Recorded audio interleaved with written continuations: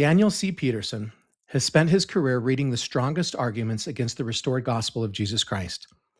He has gone looking for the sharpest critics, not the easiest ones. After all of it, he still believes. He says reason can clear the ground, but the witness comes through moments he did not arrange and cannot explain. One came the night he baptized his own father, just hours before leaving for his mission. Stay with us as Daniel shares why reason and faith point to the same Christ, and how the Savior has met him in places no argument ever could. Welcome to the Why We Believe show, where members of the Church of Jesus Christ of Latter-day Saints share their inspiring stories of faith and conversion to the gospel of Jesus Christ. I'm your host, Nathan Gwilliam. Hello, friends, and welcome to this episode of Why We Believe, where today I'm joined by Daniel C. Peterson. Daniel is a professor of Islamic studies and Arabic at BYU. He's a prolific author and one of the most recognized defenders of Latter-day Saint faith in the world. He earned his PhD at UCLA, reads more than a dozen different languages, and has spent his career doing something most people consider impossible, making rigorous intellectual arguments for why belief is not just reasonable, but also defensible. He's been called a faithful scholar, a sharp critic, and lots of other things besides. Today, we'll call him a guest. And he's one of the few people alive who can quote the Quran in Arabic and then tell you why it actually strengthens his testimony of the restoration. Thanks for being with us today, Daniel. Well, thank you for having me. Oh, and I should say I'm now retired from BYU, hence the beard. People have said to me, what makes you look very professorial? Well, not at BYU.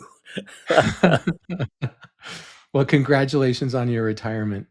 Can you start off by sharing with us something that most people don't know about you? Oh, gosh. They probably don't know that I used to play rock guitar in a band. I doubt that Yeah? people would reconcile that very easily with my image or what I do now, but I did. I was pretty serious about it. I saw the Rolling Stones in concert when I was a little kid. I never saw the Beatles, but I saw the Stones and people like that. So I was a serious rock aficionado when I was a kid in California. Well, I think God loves great music, and I don't think there's anything to reconcile there about someone who is a person of faith who also appreciates great music and loves playing musical instruments as well. Daniel, can you share with us your early journey before your mission to become a disciple of Jesus Christ? Where did you first gain your testimony? You know, I grew up in Southern California in a part-member family. My father was an inactive Lutheran. He wasn't a churchgoer, but he'd been raised a Lutheran by Scandinavian parents in the Dakotas. And my mother was a marginally active Latter-day Saint.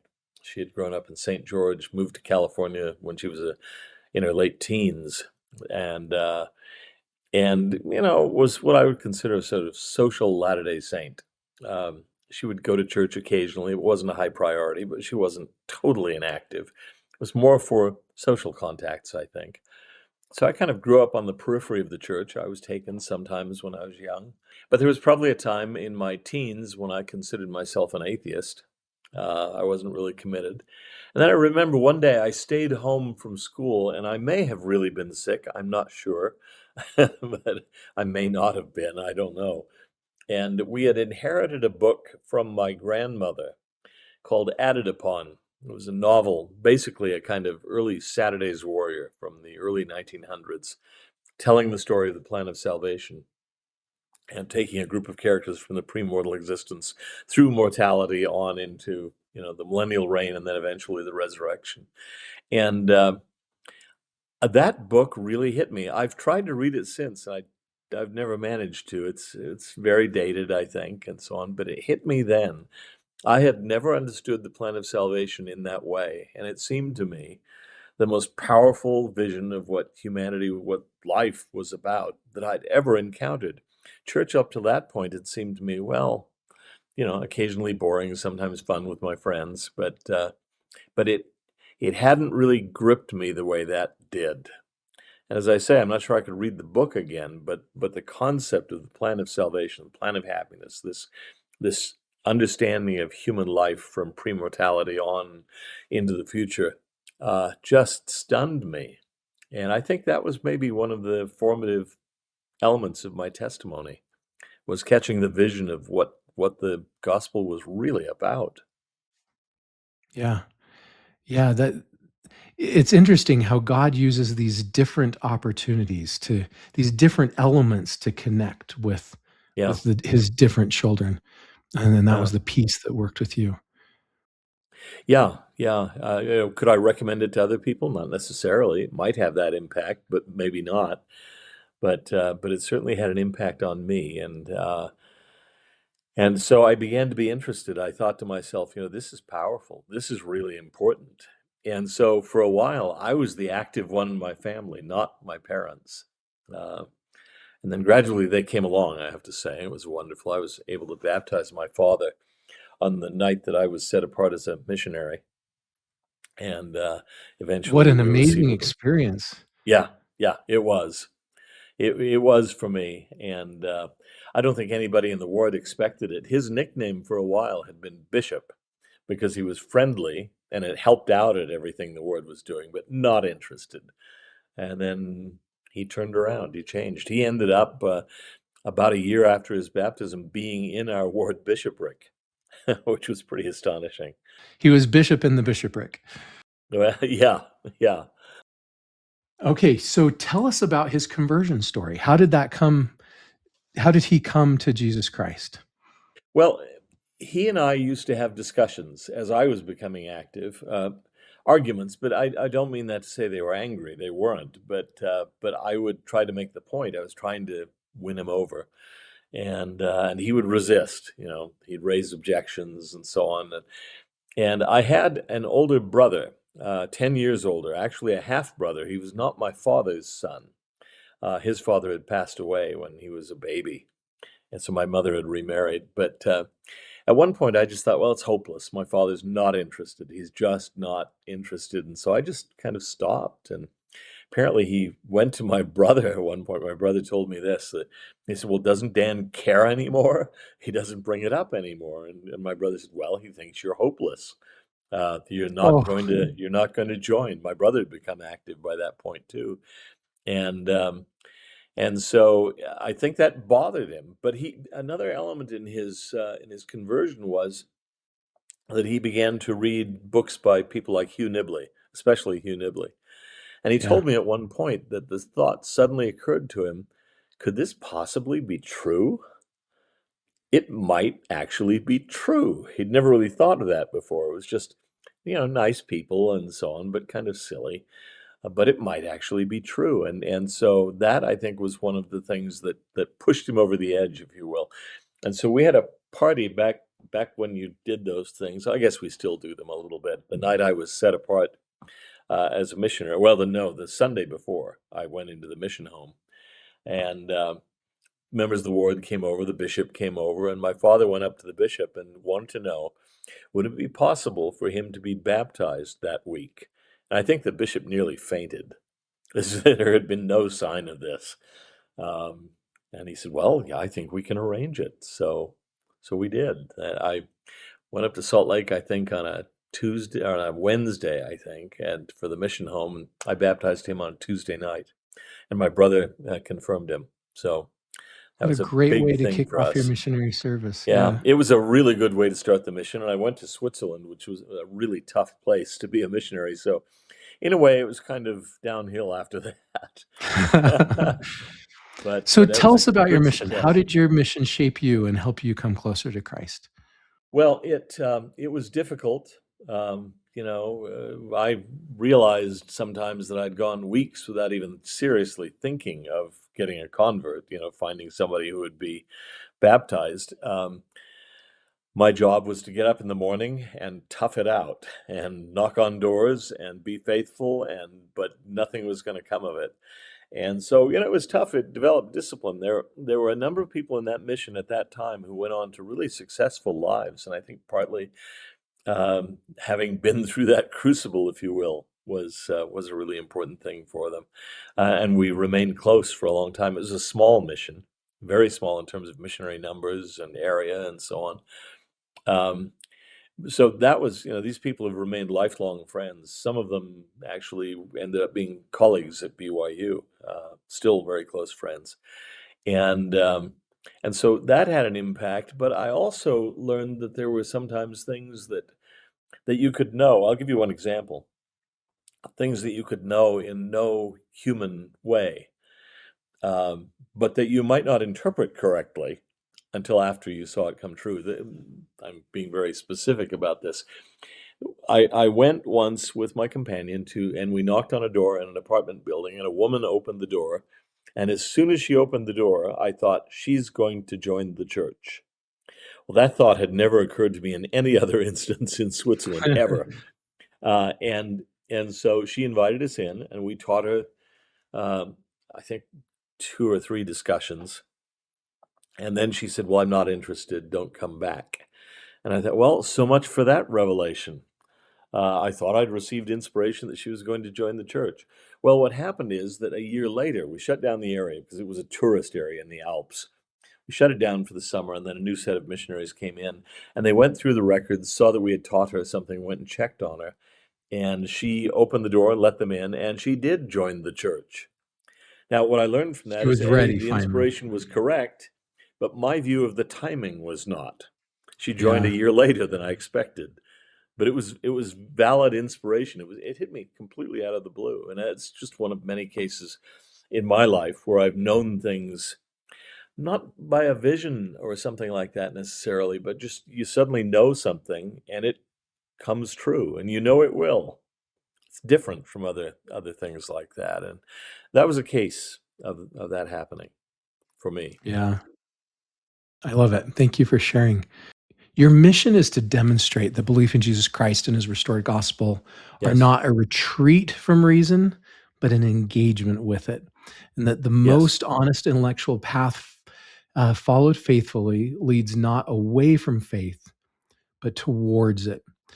You previously led FARMS, the Foundation for Ancient Right. Research Mormon Studies at BYU, and you've authored and edited numerous books, including works on the historical Jesus and Islamic thought and evidences for the Book of Mormon. Can you explain for us a little bit more about your work with farms and your work in writing these books and helping defend the faith? Yeah. I believe that since the gospel is true, reason and faith ultimately come together. That doesn't mean they always come together in the near term. There will seem to be evidence against your beliefs. There will seem to be contradictions and so on. Some of them may or may not be resolved in this lifetime, but many of them will be. And so I see a role for reason and evidence in helping to develop faith and to support it. I offer my own father as an example. I mean, the work of Hugh Nibley had an impact on him. It didn't Yep. give him a testimony, but it opened his mind to the possibility that it might be true. The testimony has to come from elsewhere. I don't think that argument can deliver a testimony to you. It may give you a belief or a conviction that in the short term will get you somewhere, but ultimately you want that spiritual witness. That's different. Uh, and that can come and will come in any number of individual ways. But there is a role for reason, not only to prepare the ground for faith, but also to defend faith against attacks or seeming contradictions. Um, there are people out there, many of them, as you're no doubt aware, who are trying to undermine faith in the gospel and the restoration in Christ and so on. And they can come up with arguments that seem plausible, superficially plausible, and that may even knock you for a loop for a little while. And one way to get through them is to go back to your spiritual witness. That's obviously a very good way of doing it, to remind yourself of things that you've known in the past. Um, Sometimes you say, well, in a particular case, I I'm having an issue. I don't have an answer to it. I don't know about this, but I do know about that. And that may be enough to get you through it. But sometimes evidence and argument can actually help dissolve challenges to faith. And I think that it's not the only way of preserving faith and defending faith and so on, but it's one very important way. And for some people, maybe more than others. Some don't really care about, what we might describe as intellectual issues or academic challenges. They live their lives, they live good lives, they're getting satisfaction out of the gospel, it provides comfort for them. And that for many people is enough. For some of us who are kind of, you know, anxious intellectual types, we've got to have answers. We got to know, Yeah. how does this work? I see a problem. I want to know how I can solve it. And many times, scholarship, apologetic scholarship, can help with that. Yeah. We know that conversion really happens by the Spirit, Hmm. and don't seek for signs and things like that. However, like in the situation with your father, the things making sense can open our hearts in a way that can make it possible for us to give space for the Holy Ghost to do that Yeah, testifying. Do you agree with yeah, that? yes, I totally agree with that. And on the other hand, if you believe that something is just impossible, then you're not even going to try to get faith in it. I have never sought for a testimony of a flat Earth. To That's me, right, the because it the sounds idea so is just illogical to you. ridiculous. You've never asked God about it. Yeah, No, and I'm not going to. There's some things that are just so absurd that I don't even entertain them as possibilities. They've got to be what the philosopher William James called live options. That is, you've got to come to the conviction that this is possible. It's worth looking into it. Spiritually or academically, however you do it. But if I think it's a closed option, it's not possible, then I just don't bother. Is Germany located in the center of Canada? I'd never think to ask or to look on a map. Why would that's I? right. I know it's not true. Um, but there are questions where I think, I wonder if this is possible, and I look into them if they're important enough to motivate me. And the gospel, obviously, its claims are important enough for me to want to know. So I think that apologetics can do that job. It can clear away objections, but it can also clear the ground so that faith can grow. Yeah, If there's a tangled underbrush of things that just that's make it right. impossible for you, You have a then blocker that's keeping their faith yeah, from flourishing. yeah, That's a great way yeah, to look at it. yeah. Okay, can you share with us a few of those evidences? What are some of the strongest evidences of Jesus Christ, of the Book of Mormon, of what has helped you the most? Well, I'd say on an intellectual level, I'm going to bracket here for a second spiritual witness because Right. that's more fundamental. But again, Agreed. I can't deliver that to you. I can't give it to you in a book or in any other form. Um, but with regard to Jesus Christ, I find the arguments for his resurrection really powerful. I had not realized until, I don't know, maybe 20 years ago, 30 years ago, how powerful they were. I began reading books by mostly Protestant historians, philosophers, and so on, arguing for the coherence and believability of the resurrection stories. And I think of people like Gary Habermas, who's an evangelical, or N.T. Wright, who's an Anglican bishop, former bishop now in the Church of England. I think they must have made a mistake because he was actually an Anglican bishop who believed, and lately those have been fairly rare and far between in the Church of England. I think who are really Orthodox Christians, but N.T. Wright, who I think is possibly the leading New Testament scholar in the English-speaking world right now, has written extensively on the resurrection of Christ. And he says, look, the only explanation I can come to that makes sense of all the historical data is I can't prove that Jesus rose from the dead, but I can prove that it began really early, that the disciples believed they had seen him, believed they had interacted with him, and that's what motivated them. And the accounts go back to the very beginning. And I find that persuasive in the case of Jesus. And if those arguments are true, if Jesus rose from the dead, if God raised him from the dead, then that puts the seal of authenticity on everything he taught, on Mhm. his atonement, Yeah, he's not just some preacher who sets himself up and makes fabulous claims. If you want to establish a church, one good way of doing it is to get yourself crucified and then have yourself raised from the dead. Well, that isn't commonly done, and there's a reason for that, and that seems to me to demonstrate the legitimacy, the authenticity of the claims of Christ, and it makes sense of early Christian history. You have the apostles defeated. Obviously, their Messiah has been killed. They're hiding out in the upper room, and then something happens, and suddenly they're fearless preachers. You read in the first chapters of Acts, they're going out and preaching. And the authorities are saying, look, if you don't shut up, we're going to beat you. We're going to have you punished. And they say, well, you do what you've got to do.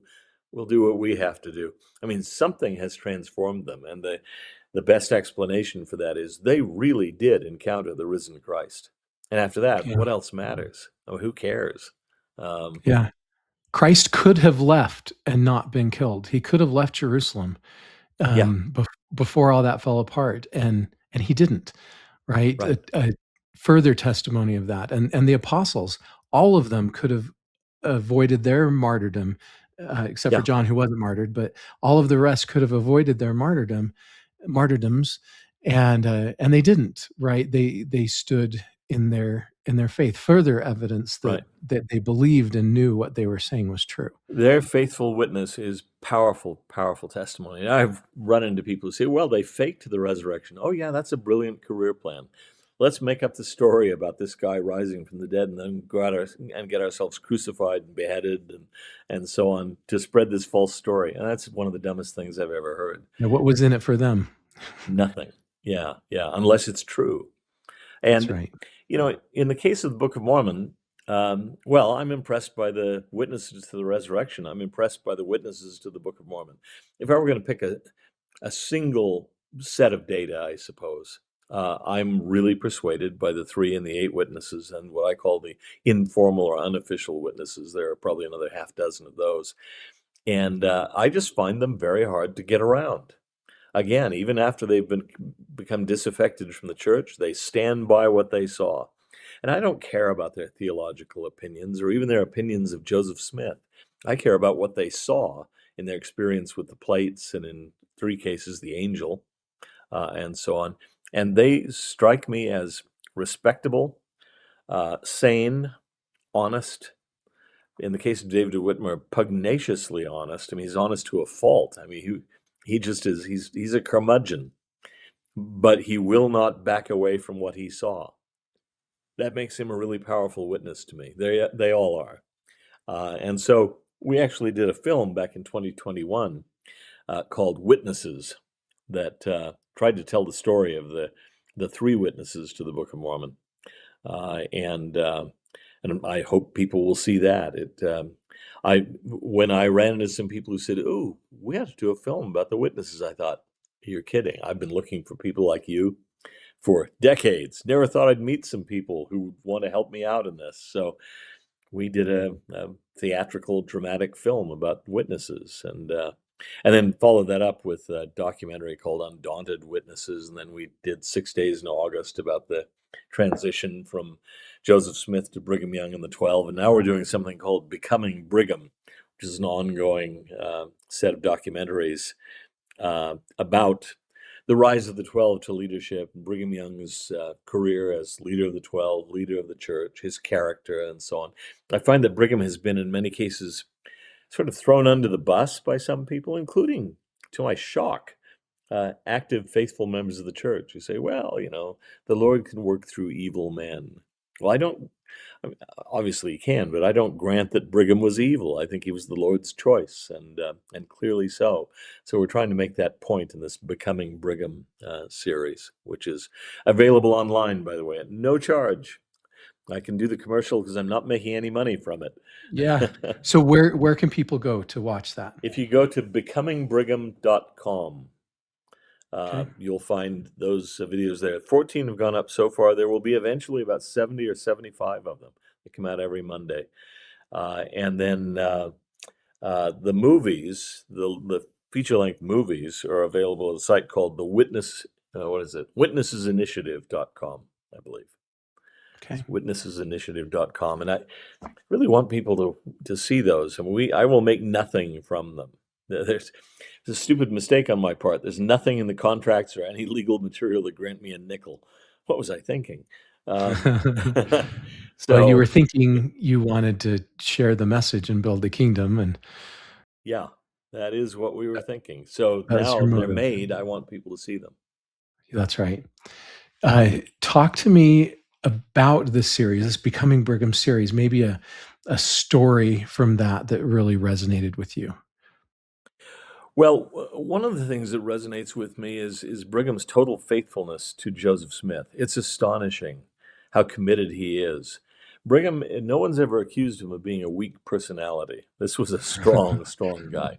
But there is one story in particular of Joseph rebuking Brigham publicly for something that Brigham had done. To be honest, I can't remember what it was. It was not terribly important, but Joseph kind of dressed him down, and I think everyone sort of held their breath, wanting to know, how is he going to respond to this? I mean, Brigham does not take things meekly. Uh, and Brigham's response is, Joseph, what would you have me do? I mean, this total commitment. Once he decided that Joseph was a prophet, then that was all that mattered to him. And he says, I feel like shouting hallelujah all the day long whenever I think that I was privileged to know Joseph Smith, the prophet of the 19th century. And so things like that show his loyalty, his commitment. He took 2 years to join the church. He didn't join rapidly. He wanted to inspect things. He pondered the Book of Mormon and so on. And then when he joined, though, he never looked back.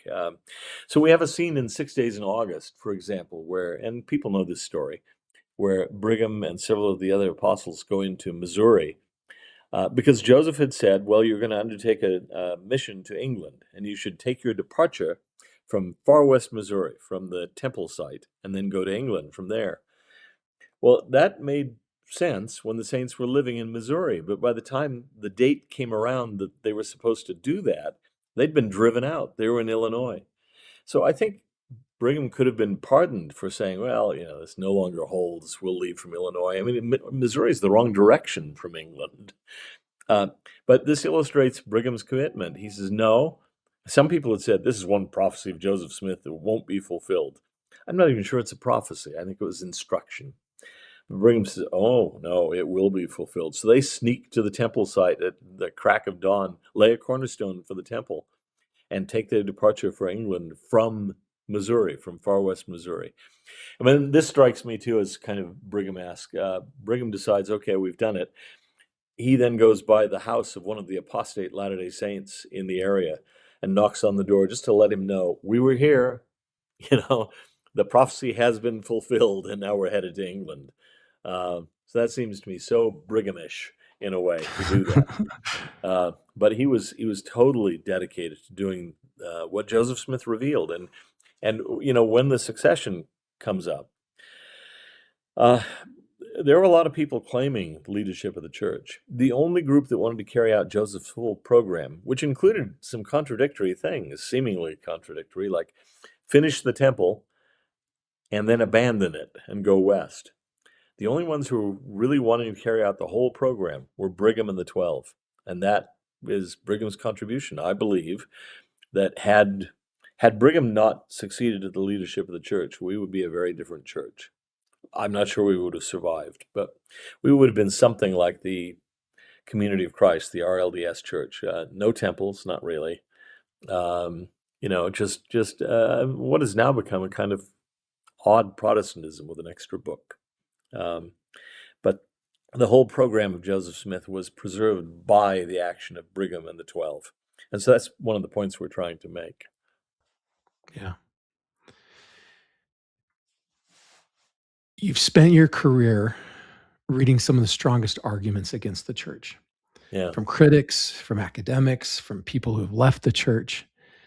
After all of that, what has happened to your faith, and how do you feel about Jesus Christ and the church now? My faith now is as strong, I think, as it's ever been. And it isn't to say that I haven't run into questions sometimes. It's amazing how bad the level of anti-Mormon literature is in many cases. It's just not very well done. Evangelical literature, some of the critics, for example, don't really address the strongest arguments, and then they don't take account of the best arguments that have been made on behalf of the church. Um, but there have been occasional issues that have come up where I thought, huh, that's interesting. I really don't know how to answer that one.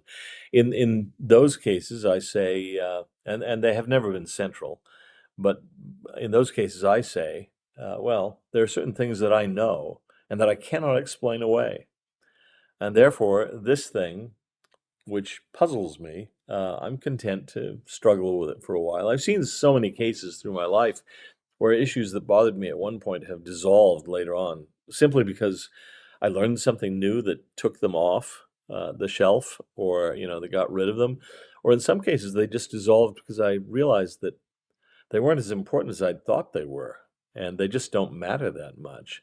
I'll give you an example of one that, when I was quite young, knocked me for a loop a little bit. I ran into the argument that Oliver Cowdery had left the church and declared that Joseph Smith was a false prophet, and so on. And he says, if ever you believed me, and this sounds like something David Whitmer wrote, but it's attributed to Oliver Cowdery in this case. If you believe me, if you believe my testimony of the Book of Mormon, then believe this also, that an angel of the Lord appeared to me and told me to separate myself from the Latter-day Saints, and that Joseph Smith was a false prophet. And I thought, oh, this is rough. What do I do with this? I can say, well, Oliver Cowdery was a nutcase, but then there goes one of the witnesses to the Book of Mormon. That's not my favorite explanation. What do I do with this? Well, I remember being puzzled by it for a while, and one of the odd things was feeling somewhat alone. There was nobody I knew. I was still in California at that time, and I thought, there's nobody I know who would know anything about this issue that could help me. How am I going to respond to this? And then I thought, well, but I did read a book by Richard Anderson called Investigating the Book of Mormon Witnesses, which I still think is one of the great books ever written by any Latter-day Saint scholar, any time, anywhere.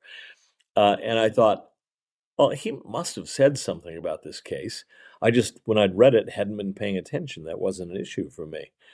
And so I went back to it, and I learned that, yes, Oliver Cowdery had made that statement in and I'm going off the top of my head now, but in a pamphlet that was published, in which he said, an angel appeared to me and told me to leave the church.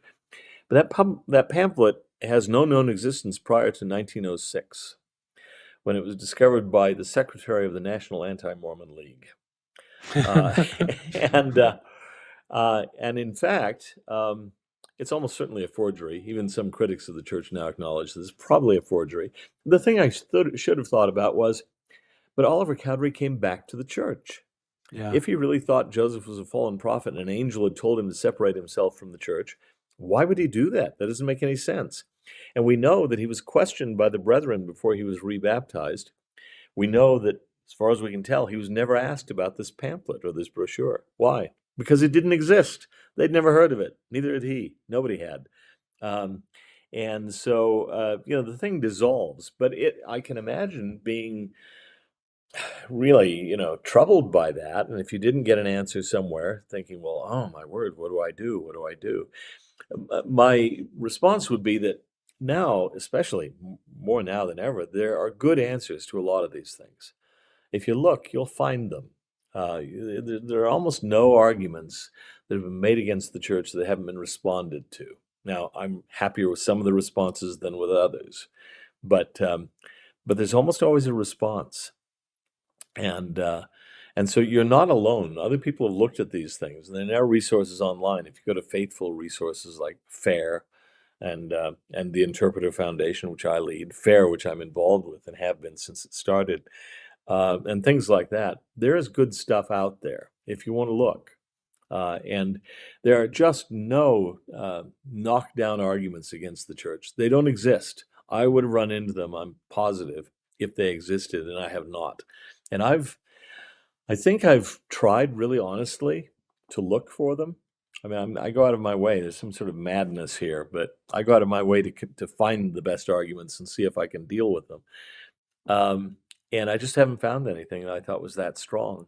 There are questions that we still have, but they're not deadly. They're not fatal. Yeah. I learned this personally years ago. Somebody sued me, and they put in writing in their claims, um, things that from my perspective, were so far from reality, like not even close to truth. Hmm. But they put them out there. It felt like they had taken truth and purposefully twisted it to be what they wanted it to be. Yeah. And and we won the lawsuit, and they had to pay our legal bills and or portion of legal bills. And when all of the evidence finally came out and you saw the emails behind the scene, not only were they lying, but they knew they were lying, right? And Yeah. there was clear evidence that they were not being truthful. Yeah. And sometimes it's really hard when you come out and someone gives an argument and it seems really persuasive. But I learned from that lawsuit that a persuasive person can argue almost anything against Yeah. truth and make it sound really persuasive, right? How do you deal with that, with those people that are doing that and shaking people's faith, and they're doing it by twisting truth? Yeah. Oh, it's frustrating. There's no question about it. And I suppose one of the things that has motivated me is I feel this odd compulsion when I see an argument against the church that I need to intervene and say something. And it's curious. In my patriarchal blessing, which I received very, very young, and it was at my own initiative, my parents certainly weren't pushing me into it at that point. The patriarch said that I would be looked up to and respected for my willingness to defend the truth. Which I thought was really Wow. curious because I'd never At a very met young him. age, Yeah, I was you about had 14 that or blessing. 15. And I thought, "Oh, that's a really interesting line." And I didn't know him. I'd never had any contact with him before, and I don't know that I had much with him since. He wasn't in my ward, and I was barely an active member of my ward, let alone the rest of the stake. And that struck me. Now he did not say that he said you'll also be condemned and ridiculed and mocked and derided and attacked, uh, which it was nice of him Comes not with to the put that in territory. When writing. you're willing to raise your Yeah. voice, there's people that are gonna speak against it. Yeah, yeah. But I felt it a kind of personal calling, and, that may be weird. It's not a messiah complex, it's just I felt that is one of my obligations in this life is to do that sort of thing, and my wife has told me, "Yeah, it's taken a lot of time, it's cost us, not just financially, but in other ways, to devote so much time to defending the church and so on, going out lecturing about it and doing firesides and all kinds of things." But she has said that that line in my patriarchal blessing is one of the things that has, led her to say, "Well, yeah, you're supposed to do this. So I'm not going to stand in the way." How amazing that you have a wife that's supportive of that. You probably It couldn't have is. done it if she wasn't. No, could not. No, she's Yeah, been so remarkably supportive. you speak or you read Arabic, and, Hmm. you can quote the Quran and then Yeah, explain how it strengthens your testimony of the restoration. Would yeah. you please share a little bit of that with us? Yeah, I have great respect for Islam. I realize that there are a lot of problematic aspects of Islam, especially now. Nowadays, the Islamic world is somewhat dysfunctional. But historically, in terms of its heritage, the literature, the philosophy, the art, the architecture, and so on that the Islamic world has created has impressed me very deeply, and the Quran impresses me too. Um, it's a remarkable text. And I've taught it. I taught it for years at BYU. I would teach it one semester in English translation and one semester in Arabic every year, um, and so I know it pretty well. And some people have said to me, well, how does the Book of Mormon stack up against the Quran? Well, I believe that the Quran is an impressive book. I'm even willing to say, when people ask me, do you think that Muhammad was inspired? I think, well, if we can say that Martin Luther was inspired and the founding Yeah. fathers were inspired, yeah, I believe we can say, at a minimum, that Muhammad was inspired. There are aspects of his teaching. The Quran is very beautiful in passages. It doesn't come across well in English, but the Arabic is rhymed. Arabic is a rhyme-rich language. It's hard to reproduce that in English, but in Arabic, it's very powerful. Some of the passages are amazing, and and yet I would say this: the Quran was created, revealed, if you will, to Muhammad over the space of about 22 years. It started around 610 AD and ended around 632 AD. And it's roughly the length of the New Testament, something like that. The Book of Mormon was revealed over the course of about 2 months, 2.5 months. It's complex. The Quran is not complex in that way. It's made up of about 112, 116 different chapters, which are quite separate and distinct. The Book of Mormon tells an ongoing narrative with things embedded in it. It refers back to other things in the earlier story. It's an amazingly complex book, and I look at that and I think, Muslims will say about the Quran, could an unlearned man have created this book? Well, maybe not. I'm willing to grant that it may have been under inspiration. But could an unlearned man have created the Book of Mormon? I think absolutely not. Nope, could not have done it. It's just too complicated. And the way that he's purported to have done it, to just sit down and dictate it day after day, without, as his wife said, without even having to have the previous day's writing repeated to him so he knew where he was. He'd just take up where he left off. Telling this complex story, to me, if you want one secular argument for the Book of Mormon, it would simply be this. Forget all the other details, and there are a lot of them that impress me, Near Eastern aspects and things like that. But it's the sheer existence of the book, that this semi-literate farm boy created this book, supposedly, in 2.5 months, as complex as it is. I think the sheer existence of the book is a challenge to anybody to say, all right, you don't think he got it by revelation? How do you think he got it? Where did he get it from?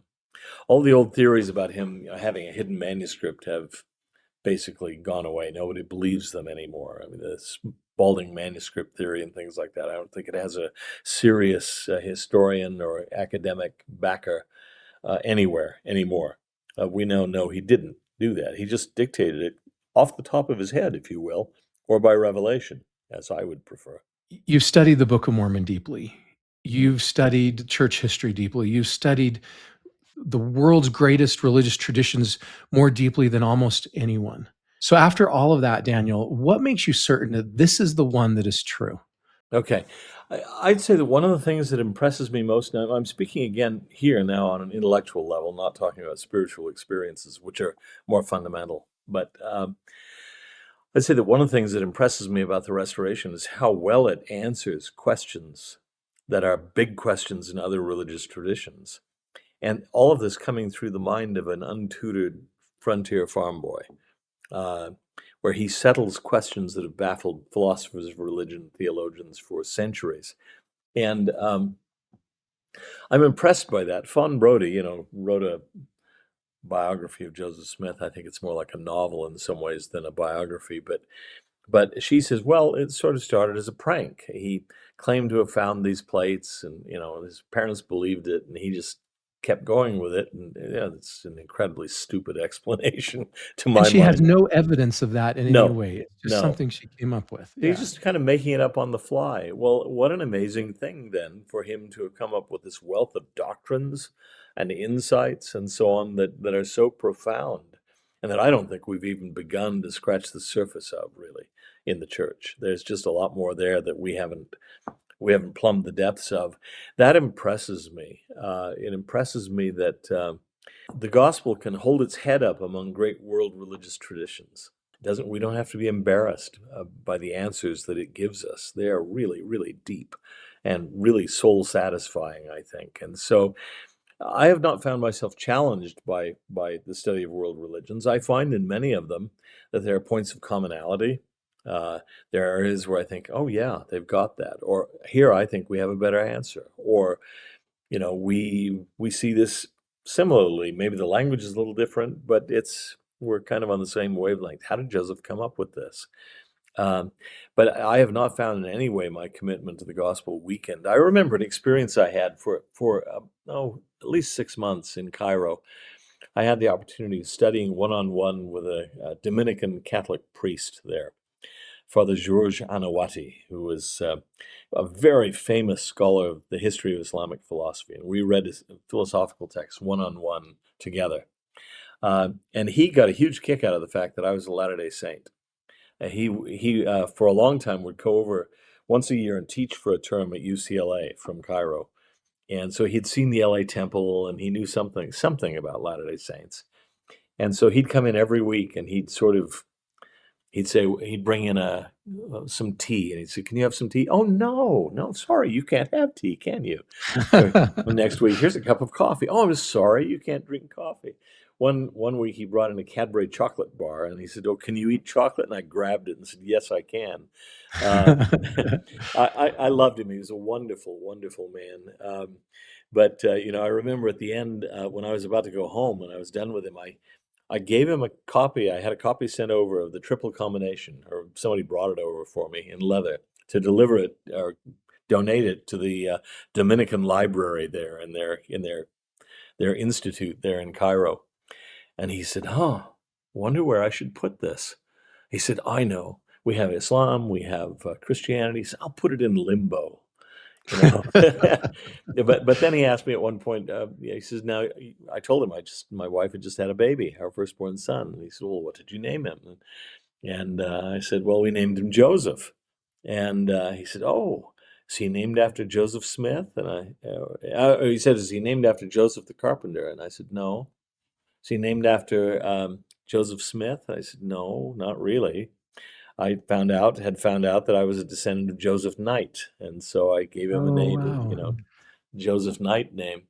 He said, "But you do pray to the saints. Do you pray to Joseph Smith?" And I said, "No." And he got this far off look and he said, "Huh, these heresies are all so bizarre." But he came to a meeting once about a year later and saw me across the room. This is in Philadelphia, I think, and saw me and said, "Al Mormoni, the Mormon," Wonderful guy. But I remember, and that was a long way of leading up to a story that I really, thought that occurred to me. It occurred to me, here I am, I'm studying Islamic philosophy, some of the best work of a vast world civilization. And I'm studying it with a Dominican Catholic priest who represents another vast tradition, rich intellectual tradition. I mean, St. Thomas Aquinas is a Dominican, and Yeah. you know, and here I am. I represent this little sect that is based in the Great Basin West. Hardly anybody knows any of us, and so on. We seem pretty obscure. And what are the odds that out of all these world traditions, we're the ones that are right? And then it occurred to me really forcefully, yeah, that's what it must have felt like to be an early Christian. Yeah. The whole world is looking at you and thinking, "Oh, this ragtag bunch of hick Galileans, they can't even speak Hebrew, Aramaic, or Greek right. They're all bumpkins, and they claim they have the truth." Well, as a matter of fact, they did, and Or so do even we. Abraham, or Yeah, even Noah, or yeah, right? yeah. That's how God's work usually That is how he happens. works it. He picks a guy. I mean, I looked at a map once about the most common surnames in each of the 50 states. I'd always heard that Smith is really common. Well, it is amazingly common. It's one of the top three in just about every state in the union. Joseph Smith, Joe Smith. I mean, good grief, it's almost comical. It's so common. But that's the way he does it. And he picks some kid who's barely literate, living out on the American frontier. But he always does it that way. He did not appear to the Senate of Rome. He didn't appear to the high priest in Jerusalem. He didn't appear to the Pope, in 1820. He appears to a farm kid in upstate New York. I mean, that he has habits, and those are among his habits. He picks obscure people. It almost gives more credibility to the work, Yeah, that it wasn't done by some religious scholar that had all this learning and training. right. It was by the least of these, right? Yeah, So Joseph didn't get to his positions by research. He couldn't have done that. no, he didn't have the resources to be able Mm-mm. to do that. No, no. So, to me, the amazing thing is that the gospel is respectable. I remember seeing this is actually kind of a funny source. Years ago, somewhere, I saw an interview with a fellow from the Unification Church, the Moonies. I'm not a fan of the Moonies or the Unification Church, but he was grad student in religion at Harvard Divinity School. And someone asked him, "Well, doesn't it feel sort of funny for you to be studying the works of a guy who wasn't trained, educated in theology or anything like that, and you see him as your leader, the Reverend Sun Myung Moon?" And I thought his response was perfect. And he says, "Well, that's kind of like studying the work of Peter, isn't it?" Because, of Yeah, course, that is exactly the same thing. Yeah, they may have advanced degrees. Peter didn't have he's a one. fisherman. Yeah, yeah. So, So, after all the study that you've done, if this wasn't true, you're one of the people on earth that would probably know most that this wasn't true. You have access to that information. So, after all of that, now that you still believe is a testament to me. Can you walk us through why you believe? yeah, I've been saying several times that I'm taking an academic approach to this issue and so on. And fundamentally, it isn't academic. It's because at certain points, and I can point to very specific stories, it's very specific places and times. It has just hit me powerfully. This is true, and sometimes they're hard to explain, and I don't expect anybody else to believe on the basis of them. I'll tell you about a couple of really early experiences. I My brother and his wife took me on a long trip up to Canada once when I was, oh, my early teens, I think. I don't think I could drive at that point, so younger than 16 anyway. And we went by the Idaho Falls Temple, and at that point, if I recall correctly, I there went was to a that temple on Saturday, by Oh, the did way. you really? Well, in Yes, our those temple was days, closed. there was a glass door at the front. You could see back to the recommend desk, as I recall. And I looked in and I saw people walking by in white, not their temple clothing, but white temple workers' clothing, white suits, white dresses, and so on. And suddenly I thought, I have seen something like this before. This is like the premortal existence. This is a memory. I'm not seeing The it for the first déjà time. vu. Yeah. And that really hit me powerfully. I can still remember what I saw and how it hit me just out of the blue. I didn't expect that kind of response. Or I remember a dream that I had. Somebody might say pure coincidence, but I fell asleep one night when I was in high school. So I'm really old, so this goes back a long ways. And I had a dream in which I saw the people going by the casket of Joseph Smith. And it was like one of those old sort of tacky black velvet paintings. That is, the background was black. And it was dark, but you could see the people going by and looking at them. I woke up with this sense of, that was kind of depression. I mean, I was there seeing the death of Joseph Smith, or right after the death of Joseph Smith. I go to high school that morning. One of my fellow students comes up to me and says, and I still remember his phrasing because it was odd. He says, "Well, I understand that your leader, Dr. McKay, has died." That was David O. McKay. I hadn't Yeah. heard the news, but I thought, wow, to have that dream just before I came to school and hear that news, I thought, well, what can I learn from this? Well, one of the things I learned from it is that David O. McKay was the successor of Joseph Smith, that I was being prepared for that news somehow. Uh, and, just small things, but my life has contained a lot of these where, maybe no more than ordinary people, but where things have really hit me in a way that I was not prepared for. I remember one occasion giving a blessing to a son where I was prepared to give him a blessing of comfort, and I gave him a blessing of instant recovery. And as it came out of my mouth, I thought, where'd that come from? I wasn't planning to say that. And he instantly got worse. It was a matter of choking on something. It wasn't choking to death, but he couldn't get it out of his throat.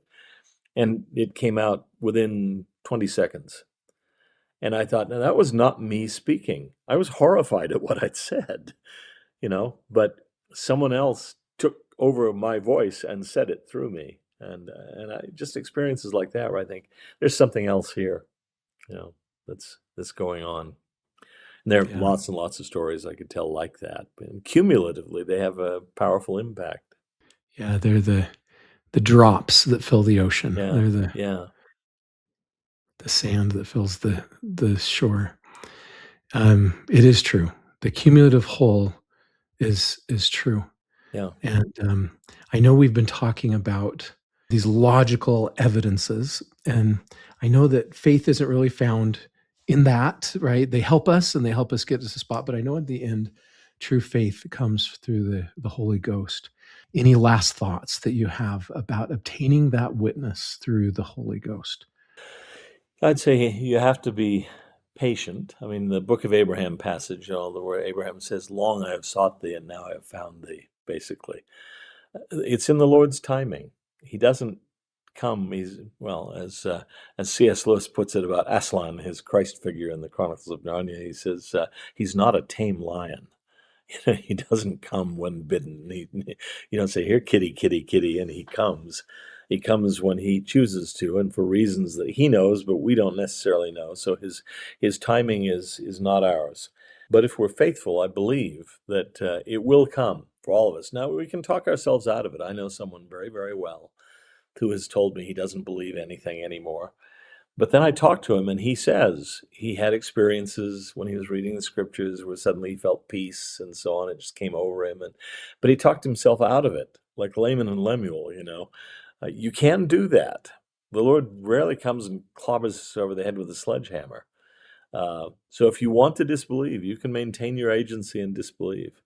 But if you're paying attention, you will receive these hints. Sometimes he does come and hit us over the head with a sledgehammer. I mean, Saul on the road to Damascus gets that, and others. But mostly we don't.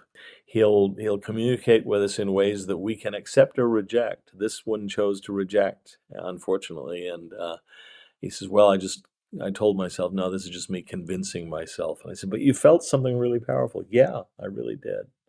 But then I said, nah, it's not real. So we have to be careful when we say the Lord has never made this known unto me, as Laman and Lemuel said. Well, maybe he has.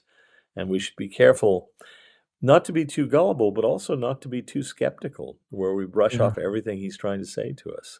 Because where we're letting that doubt live in our minds, it's almost impossible to let the faith live, Yeah, right? It's the opposite. yeah, yeah. Yeah, so I met a fellow on my mission, and I can't say anything more about his story than what he told me. It was a very odd situation. It was in the Berner Oberland region of Switzerland, and tracked out a woman who, when she heard where we were from, said, "Oh," she got a very odd look on her face. "Let me get my husband." And she brought her husband to the door, and she said, "They're from the Church of Jesus Christ of Latter-day Saints." And he got a funny look on his face and said, "Come in." And I thought, gosh, are we about to be admitted into the home of serial killers or something like that? They're reacting rather strangely. He was not Swiss. He was from Eastern Europe. I can't remember where exactly, but he had come to Switzerland to get a medical degree. And he told me a story. I can't check it. I don't remember his name. I don't even remember the country, but he had been the counselor in a district presidency in the church. And he said it was when the communists took over. And he said the state or the district president or the branch president, whoever it was, would have these dreams in which he saw that the secret police were going to come and arrest so and so to tell them they better leave, move out, go somewhere else. And he said he was right every single time, and it happened multiple times. And he said, "But I don't believe in God anymore. All this is just brain chemistry and coincidence." And I said, "You're kidding. You yourself are telling me that every time he had one of these seemingly revelatory dreams to warn somebody in his stewardship to, you better move out, every time he was right. Every time. That's higher than just coincidence. And you're saying it's just brain chemistry and chance." And he says, "Yeah, that's all there is. It means nothing." And my companion temporarily at that time was a German, very blunt guy who'd served in the German Merchant Marine. He'd been around the world before he joined the church. And he said, "Oh," it was his area, "may I come back and record you?" And the fellow said, "Well, why?" And he said, "Well, because I collect cases of how Satan deceives people." And he said, "You're one of the best examples I've ever seen." I thought, I can't believe he just said that, but this blunt-spoken German sailor, I don't know if he actually came back and recorded it or not, but it was pretty remarkable to me that you could talk yourself out of something like that. Again, whether Yeah. his story was true or not, I don't know. He's the one who was telling it. It's interesting because there's evidence to support that bishop and that faith promoting story. And there's no evidence to promote this alternative story Yeah, of brain chemistry. There's evidence for one and no evidence for the other. It actually takes more faith to yeah. believe in this alternate story than it does to believe in this story. Yeah, you can But believe if somebody by random chance gets it right occasionally. You yourself just told me he was right every single time, and just in time. yeah, And that's brain chemistry and coincidence. Okay, right. Whatever floats your boat, that gets you through the day. Anyway, yeah, to me, there's just too much of this to write it off as coincidence. yeah, it's true. Yeah. Thank you for sharing your faith and your testimony with us today, Well, Daniel. thank you for having me. Thanks for giving me the chance. Okay. Yeah. Well, thank you. What a huge gift that you were willing to share your time and be with us today. Oh, thank I'm you for sorry having we me. started a little bit late, and thanks for your patience with that too. No, I appreciate what you're doing and hope it does good for some people. And here are my key takeaways from this episode. Number one, reason cannot give a testimony of Christ. It can only clear the ground where the Spirit plants one.